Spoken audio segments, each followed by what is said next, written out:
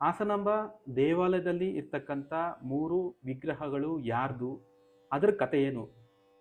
ಒಂದು ಸಲ ಸಪ್ತ ಮಾತೃಕೆಯರು ಅಂದ್ರೆ ದುರ್ಗಾದೇವಿಯ 7 ಅವತಾರಗಳು ಭೂಲೋಕ ವಿಹಾರಕ್ಕೆ ಬರ್ತಾರೆ. ಅವ್ರಿಗೆ ಹಾಸನ ಪ್ರಾಂತ್ಯ ತುಂಬಾ ಇಷ್ಟ ಆಗುತ್ತೆ. ಹಾಗಾಗಿ ಸಪ್ತ ಮಾತೃಕೆಯರಲ್ಲಿ ವೈಷ್ಣವಿ ದೇವಿ, ಮಹೇಶ್ವರಿ ದೇವಿ ಮತ್ತು ಕೌಮಾರಿ ದೇವಿ ಹಾಸನದಲ್ಲೇ ನೆಲೆಸ್ತಾರೆ. ಈಗ ನಾವು ಹಾಸನಾಂಬ ದೇವಸ್ಥಾನದಲ್ಲಿ ನೋಡ್ತಾ ಇರುವಂತ 3 ವಿಗ್ರಹಗಳು ಈ ದೇವಿಗಳಿದೆ. ವರ್ಷದಲ್ಲಿ ಯಾಕೆ ಕೆಲವೇ ದಿನ ಮಾತ್ರ ಭಕ್ತಾದಿಗಳಿಗೆ ದೇವಿಯ ದರ್ಶನ ಮಾಡೋದಕ್ಕೆ ಅವಕಾಶ ಕೊಡ್ತಿದ್ದಾರೆ?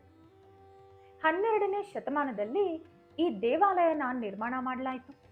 ಆದರೆ ದೇವಾಲಯದ ಒಳಗಡೆಯಿಂದ ಬಳೆಗಳ ಶಬ್ದ, ಗೆಜ್ಜೆಗಳ ಶಬ್ದ, ದೇವಿಗಳು ನಗ್ತಾ ಇರುವಂತ ಶಬ್ದ, ಮಾತಾಡೋ ಶಬ್ದ ಇದನ್ನೆಲ್ಲ ಕೇಳಿಸ್ಕೊಂಡಂತ ಅಂದಿನ ಕಾಲದ ಪಾಳೆಗಾರರು ಒಂದು ನಿರ್ಧಾರಕ್ಕೆ ಬರ್ತಾರೆ.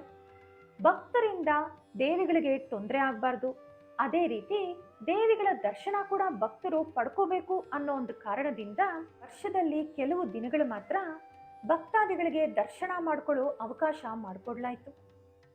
ಈ ದೇವಾಲಯದಲ್ಲಿ ಆಶ್ವಯುಜ ಮಾಸ ಅಂದ್ರೆ ದೀಪಾವಳಿ ತಿಂಗಳಿನಲ್ಲಿ ಬರುವಂತ ಹುಣ್ಣಿಮೆ ನಂತರ ಬರೋ ಗುರುವಾರ ದೇವಾಲಯ ಓಪನ್ ಮಾಡಿದ್ರೆ ಬಲಿಪಾಡ್ಯಮಿ ನಂತರ ಶಾಸ್ತ್ರೋಕ್ತವಾಗಿ ಪೂಜೆ ಮಾಡಿ ದೇವಾಲಯನ 1 ವರ್ಷದ ಕಾಲ ಮುಚ್ಚಲಾಗುತ್ತೆ.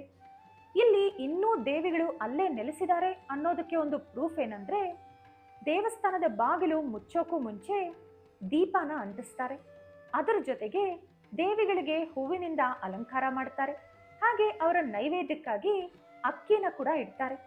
ಈ 3 1 ವರ್ಷದ ನಂತರ ಕೂಡ ಅದೇ ರೀತಿ ಇರುತ್ತೆ. ಅಂದ್ರೆ ದೀಪ ಆರಲ್ಲ, ಅಕ್ಕಿ ಕೆಡಲ್ಲ, ಹೂವ ಬಾಡಲ್ಲ. ಇದೇ ದೇವಿಗಳು ಇನ್ನೂ ಅಲ್ಲಿ ನೆಲೆಸಿದ್ದಾರೆ ಅನ್ನೋದಕ್ಕೆ ದೊಡ್ಡ ಪ್ರೂಫ್, ಹಾಗೆ ಮಿಸ್ಟ್ರಿ ಕೂಡ.